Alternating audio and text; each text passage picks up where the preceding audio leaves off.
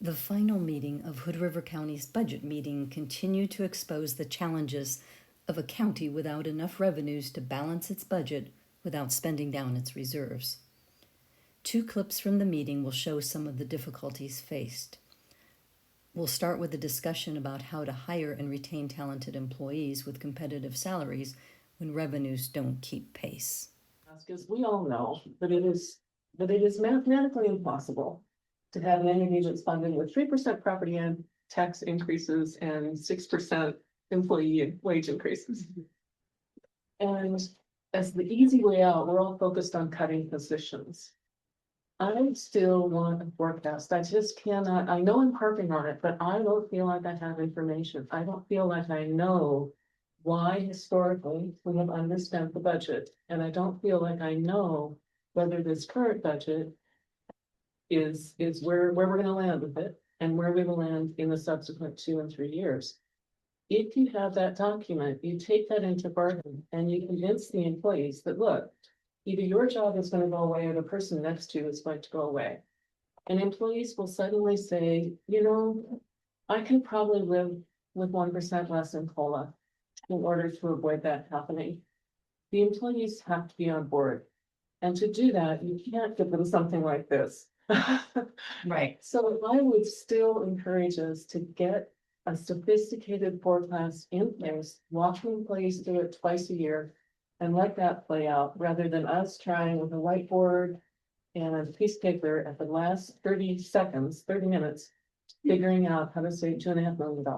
It doesn't make sense to me in terms of a process. Just the only problem I have with that is the direction of the board, and the board before us was that we were gonna pay competitive wages to fill positions because it makes no sense to appropriate for positions we can't fill. Full well knowing that that may mean fewer positions, so I mean, that would be 180 degrees from the direction that we have gone. So to me, that feels very much like the strategy of let's spend down all of our reserves, and we're going to find another revenue source. I'm not completely convinced of that either. So I'm not sure how a forecast really. I see what you're saying, but I don't. Go ahead. If I may, so when we do the renewal of bargaining, we're also doing that with an updated comp and class analysis. And so that comp and class analysis gives you the basis for fair pay. Mhm. So, and to make sure that the positions are priced equitably. There are also a whole range of other benefits that are provided. And so that also is a piece of the work. And so there are things that can happen during bargaining if the members all understand the financial condition of the county. We need the time to get that analysis into place. See a lot of real world experiences where that happens. Actually, there are real world experiences where that happens, where, you know, your bargaining units will come to the table. I mean, this is an amazing place with amazing people. They want the county to succeed. We have great employees who, if they understand, the condition, I have had the positive experience in the past. They have come to the table. So I'll continue to play devil's advocate. Let's say you convince the bargaining units to take a 2 or 3% haircut because expenditures are rising faster than your income is. And then we're still in a position where we're unsustainable and we have to trim. That seems like an even more, that seems like an even worse scenario for confidence in the bargaining units. So we're not competitive. That we're not competitive. And you said if we take a haircut, then we'll all be okay, and we're still not okay. You never make that kind of black and white representation in bargaining. You would have people understand the financial position and the options and go from there. What I'm saying is that I hate for us to just focus on one option right now, and that is just slashing and burning positions. I don't think those terms are fair, but for years, we have pled poverty and asked people to do more work than they should be asked to do, and to do it for lower wages than they should be asked to do it for. And we made a conscious decision to take a different path of identifying that we would deliver fewer services if we could not afford to do it, but we wouldn't be asking people to, fill in for the person who just quit and isn't being replaced who's next to you. And to work for a lower than market wage. So that's why we did the comp and class, and we've adjusted our work expectations to be somewhat more rational. So I don't, this seems like going back to exactly how it was done, 8 years ago. Well, and the other piece of that is, we are doing budget, in a time where we are having this analysis done. And we've got a summer of work that is gonna look at how we're structured and how we could change that structure, and will that provide us with any, because there are structural options for how the county can deliver services. And those are policy choices that we need to work through in terms of the structural offerings of the county. And then the other piece is, I know revenues are difficult, but that is an option in terms of the piece of work, and you have to have people here to get that over the hump as well. We also have to have reserves to be able to Right. be in a fiscal position to go into that. Right. And that's, to me, this has all been a question of conserving the most minimal amount of reserves that we can handle, as we move into finding out either that we have a way to get more revenue, or we have a way to organize that's sufficiently more efficient that that it solves a big chunk of the problem, or we don't have the money to do it and we're delivering fewer services. Those are the three pathways that we can take, and I just want to make sure that we're sufficiently healthy at the end of this fiscal year to get there. And I can't abide by, spending 30 million plus in revenues in this fiscal year. I'm trying to get myself to feel comfortable with the 2.4 million, or again, I'm losing track of all these numbers, but I'm not happy. I'm not happy with that, but I'm certainly not happy with it being $400,000 worse than that. And those numbers that you're discussing are basically the difference between 6 months and 12 months. I want to, let's get the numbers straight. But that's what you're basing this. Yeah, on. I am, and Okay.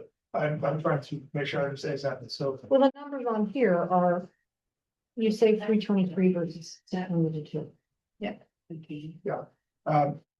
What with this $401,000 impact on the unappropriated any fund balances on this worksheet that you gave us, what is the ending fund balance? We can know if you can see this spent. That is a $2.8 million figure. Yeah, if you add the 400,000 to the current unappropriated and contingency and assume it goes all unspent, yeah, it's 2.8 million, 2.2,812,000. So we're spending that exactly 3 million.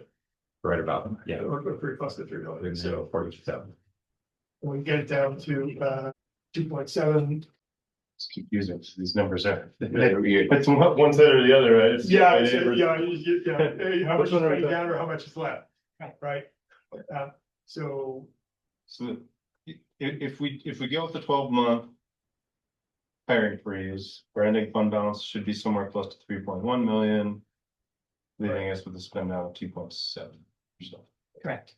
yes, which I'm actually feeling pretty sick about, but I don't see a path in this year to do better other than management controls through the year. So my head is what discussion can we have with Allison so that as the year goes on, we can significantly improve that number from the 2.7 million spent down. Because I don't, if we're going into the following year where theoretically we have to implement a new protocol, a new regime, whatever you want to call it, and we're already below our, desired reserve amount. We're not leaving ourselves room for any changing of our mind or any surprises. 12 minutes later, more frustration came out as Commissioner Moretti advocated for a decision that day to hire a legal secretary for the DA's office instead of leaving the position unfilled. County District Attorney Matt Ellis then described the impact of staffing shortages in his office on their ability to do the work required in the county. I'm interested in, I feel good about the flexibility and understanding the need for the DA's office to hire a legal secretary. But I don't know that someone, and I wouldn't want someone to turn in their resignation notice tomorrow and then open up that possibility for the DA's office to hire a legal secretary. No, so I would be interested in proposing the 602,551 minus the legal secretary cost. Hey, can you remind me what? That's a position that's open today. And this, and as you characterized it, you spoke to Matt, who I think he's down at the village someplace. You spoke to Matt, and the question is whether his department can function without. Right. Can deliver basic services without that position. Yes. And that's where your concern is. Yes, that's where my concern is. So we're breaking something by not appropriating those funds, is what you're saying. Yes, yeah, You know, already have a smaller team. Sorry, I'm already losing a DDA position right now for the, due to the grant ending. So there's a big chunk of that in the other sheet. My entire staff, what I've approved in my office is 7.5 positions. One of them is a half-time victim advocate position, which I never filled because we have somebody that's doing the work of 2 people in there and working with juvenile and doing everything that she's working to this point that we didn't have to fill that half-time position for our budget. I'm losing a DDA position because that grant is ending, so that's gonna be gone by the end of the fiscal year. So we're winding that down. I've had a legal secretary position that's been open now for 4 months, and my morale is awful in the office. I already had 2 legal secretaries doing the work of 3, and I have 1 that's probably applying for other jobs, and I wouldn't play for it. I got a second interview with somebody on Monday and was told that I can't hire that position until this ending, after this meeting. I am ready to give an offer to somebody today. I can't take what I have when I have 7.5 positions that have been approved, going down to 5 and run my office. Thank you. Yeah, thanks. Thank you. So there are 2 different ways that we could handle it. We could, and so there's a second chance to touch all of these things, which is when the board of commissioners approves things. And I was gonna say, it's depending on how well, it sounds like. I heard what Matt said. I don't know what analysis you folks have done of that. I would usually want to hear a full staff report before deciding on something like that. So what we could do is we could pass the budget as I had just suggested, and then have that, ask staff to prepare that information, because that's well within the amount of a change that could be made at the board of commissioners. Could I ask that since we've allowed the DA to speak, we might allow the head of the health department to speak on the public nurse vacancy, and the sheriff, if he's here today, to speak on 3 patrol deputies vacancies. My thought was that with 3 patrol vacancies, the DA work might be a little bit lighter. Talk to the city about that. Yeah. Everyone is suffering. I just think giving an equal voice would be fair. And the alternative for the DA's office is that we have had a second legal secretary staffed through BBSI, so through a contract. And so with contract dollars, you're not making long-term commitments. And so that's also an option that I suggested on Monday when I was asked if he could hire the position. But there's no alternatives to the sheriff's department.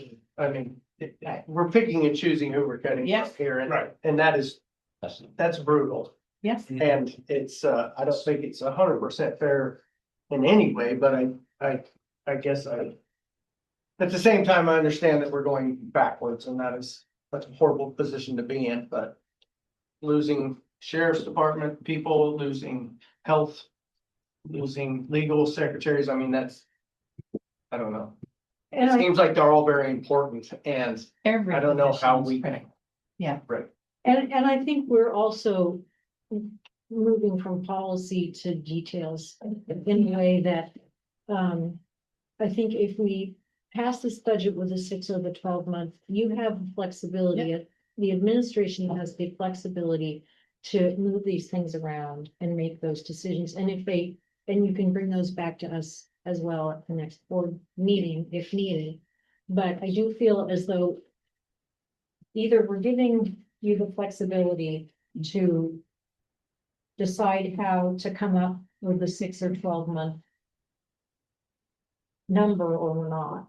And Exactly. so I just feel like that's, that's where I have trouble with policy versus administration. And none of it's easy. So I made a proposal that we do the 12 month option, which I think staff understands what that means and to vote that into a budget document. And I support the 12, I just can't in good faith. Knowing that we're spending down on our reserves so much and say, in 6 months, we can refill these positions. Understood. But I can't in good faith do that. You would want the understanding that we have the plan developed. Yeah. Yes, and that is work that is ahead of us.